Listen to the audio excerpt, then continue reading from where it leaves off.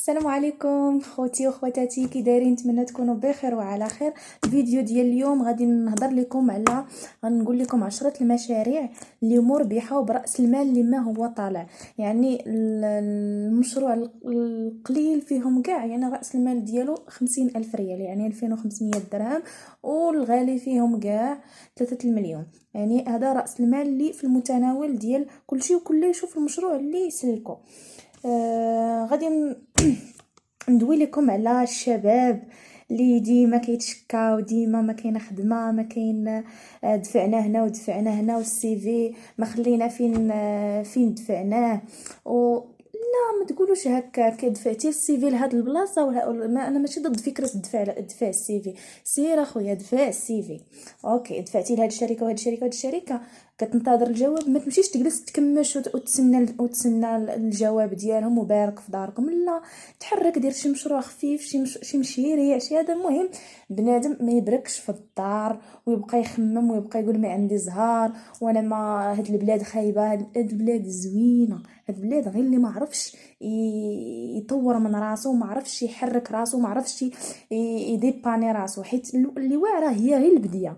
شتي اللي صعيب فهادشي كلشي غير البديه. ما تبقاوش معمرين راسكم بالوظيفه الوظيفه الوظيفه. هاد الشوكه ديال الوظيفه دقوها فينا الوالدين وجدود جدود جدود جدودنا. يعني ما من الصغر شنو بغيتي تولي يا ولدي؟ بغيت نولي بيلوت. شنو بغيتي تولي يا ولدي؟ بغيت نولي طبيب. شنو بغيتي تولي يا بنتي؟ بغيت نولي استاذه. لا ماشيش الوظيفه هي اللي غادي تغنيك، ولا الوظيفه بالعكس. انا الوظيفه كنعتبرها هي عبوديه كيف ما كانت في عصر الجاهليه، غير مع تطورات الاجيال وهذا سموها الوظيفه. يعني الباترون كي كتخدم عنده مقابل واحد الربح مادي، كيعطي لك مقابل داك العمل اللي كتقدم ليه. هي هذيك كانت العبوديه في ايامات الجاهليه، ان الواحد ملي كياخذ واحد العبد عنده، يعني مقابل هذاك العمل ديالو كيعطيه واحد المقابل، واحد الثمن اللي هو مقبول نوعا ما. المهم اللي نقول لكم، الوظيفه راه ما عمرك دير منها لاباس، ما عمرك دير منها الاحلام ديالك وتحقق منها الاحلام ديالك من غير الا درتي التخرويض ودرتي المهم شله خروقات. حنا ما معناش هذاك الشيء، كندويو على رزق حلال ورزق صافي وراكم عارفين شنو بغيت نقول لكم. الوظيفه ما عمركم تعتمدوا عليها. علاش؟ حيت نهار غادي توصل واحد 60 عام ولا هذا، غتلقى راسك ما درتي والو. غتلقى راسك كنتي كيعطوك واحد القدر مالي، كنتي يلاه كتكافى مع الوليدات ومع المصاريف ومع التصافيرات ومع هذا. صافي ما غادي تشيطش واحد القدر باش تعيش من بعد وباش تعيش الرفاهيه وهذا.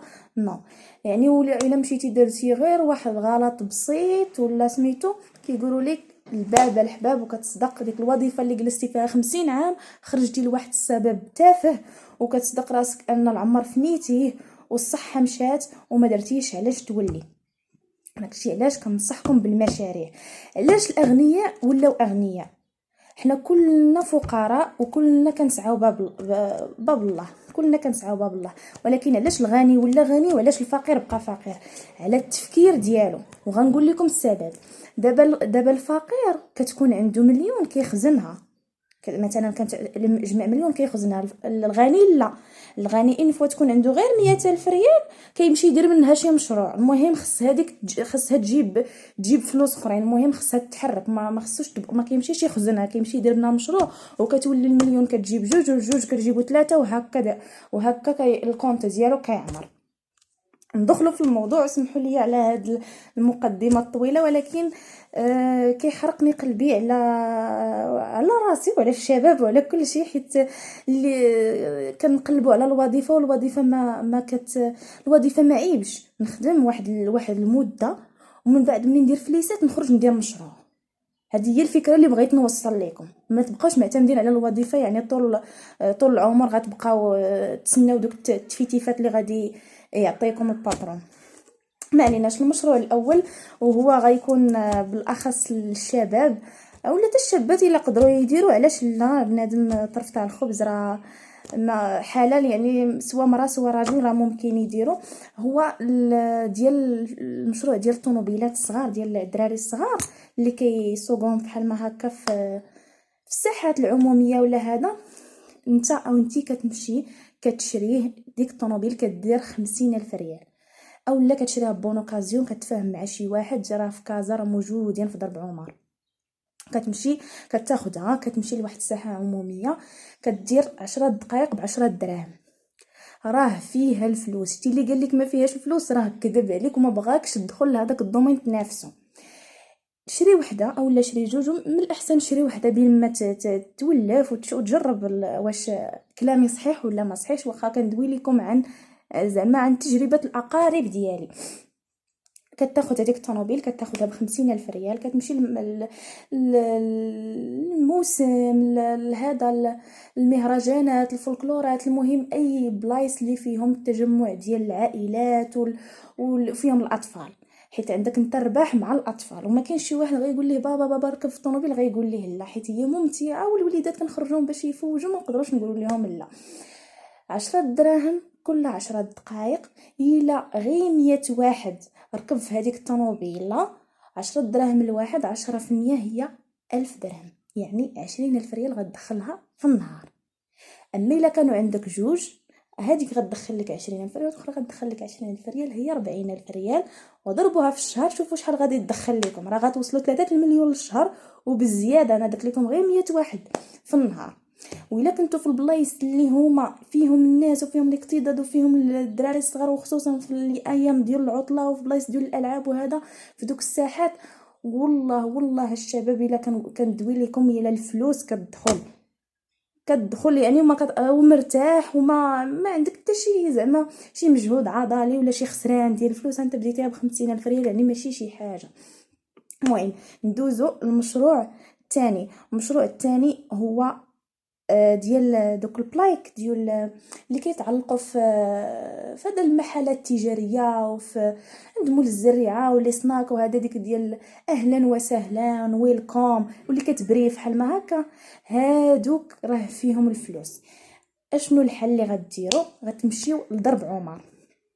ضرب عمر الشباب راه كنز راه اللي ما مشاش لضرب عمر راه ضاع عليه النص في حياته كنظن انايا، حيت الاثمنه تقريبا مجانيه مقارنه مع كيف الاثمنه ديال المنتوجات كيفاش كتباع في الوسط والدول ديال الداخل.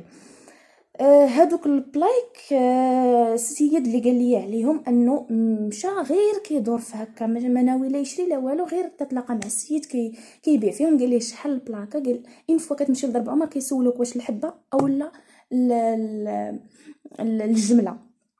قال ليه الجمله، قال ليه المهم شحال كتبيع الحبه؟ قال ليه غنبيع عليك ب60 درهم الوحده. ديك الساعه دوز ابيل لواحد الصديق ديالو اللي في المدينه ديالو، قال ليه كيبيعهم هادوك، قال ليه شحال كتبيع لهادوك البلايك؟ راه واحد السيد باغا 5. قال ليه كنبيعهم ب200 درهم. قال ليه والسيد بغى 5 يعني تصاوب معاه في الثمن.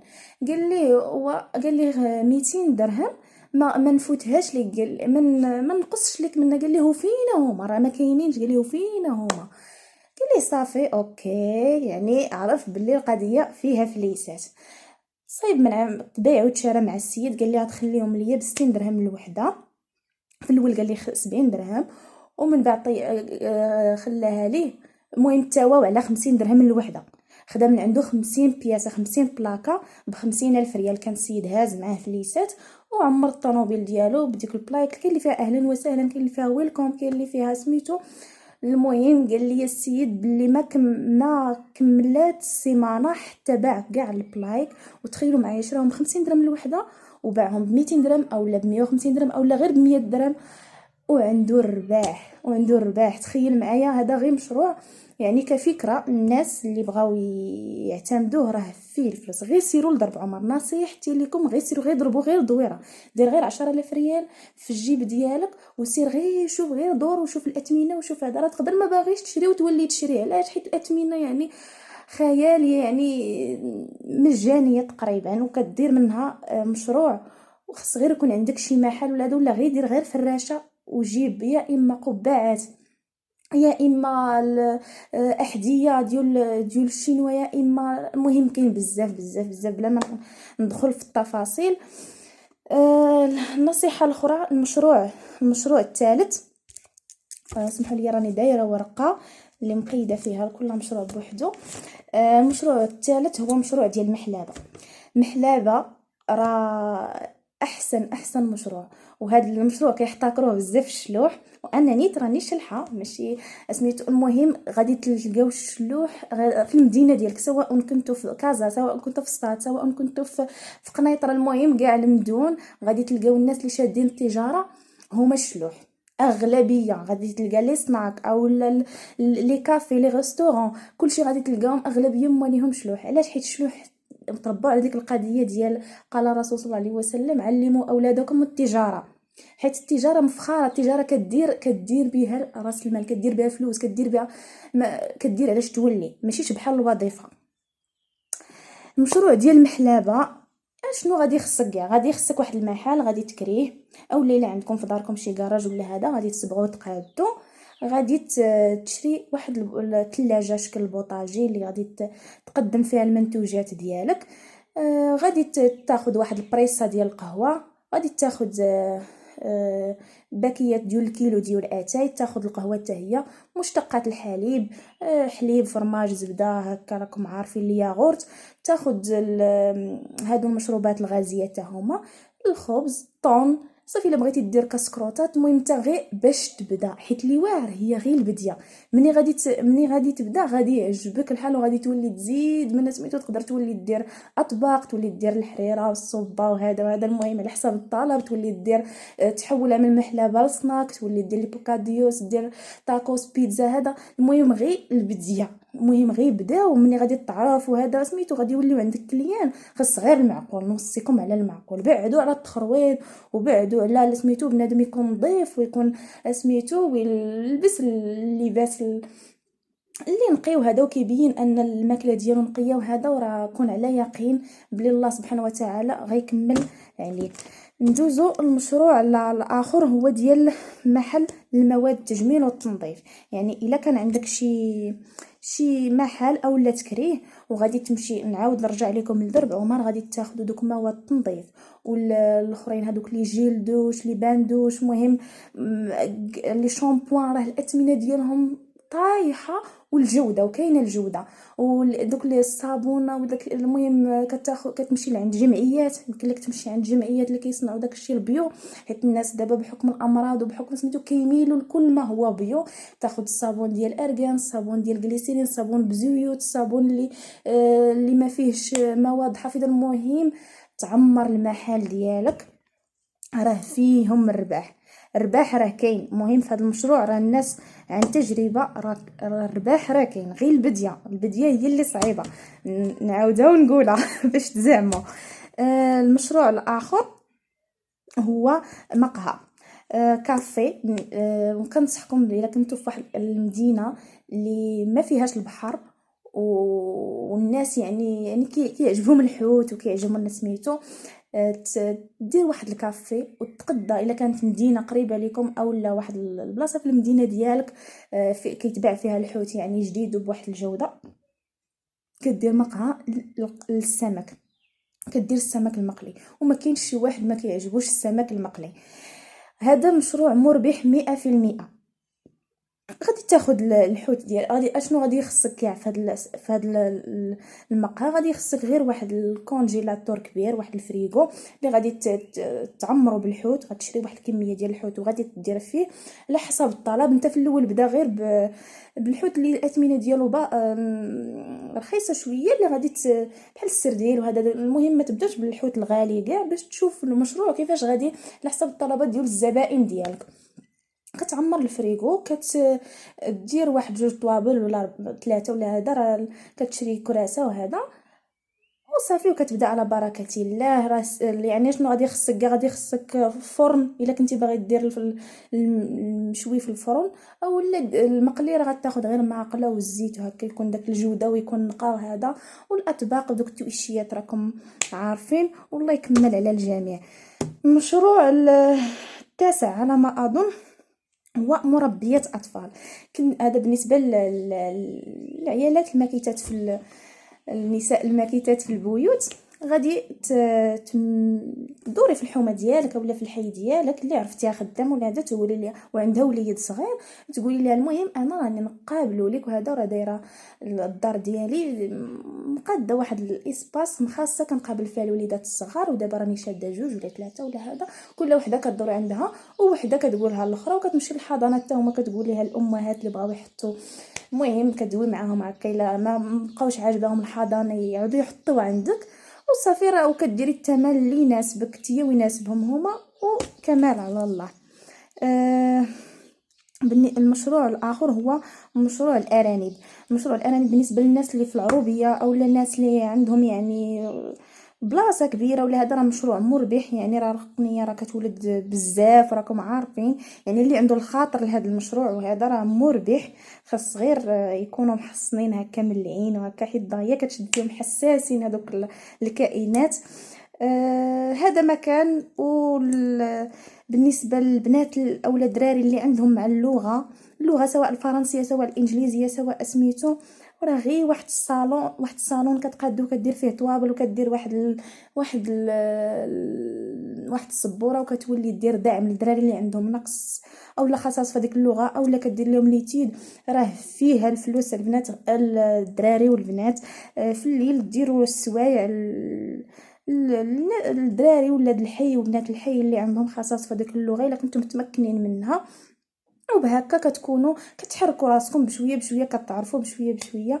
والله يكمل على الجميع، راه واعره غير البديه.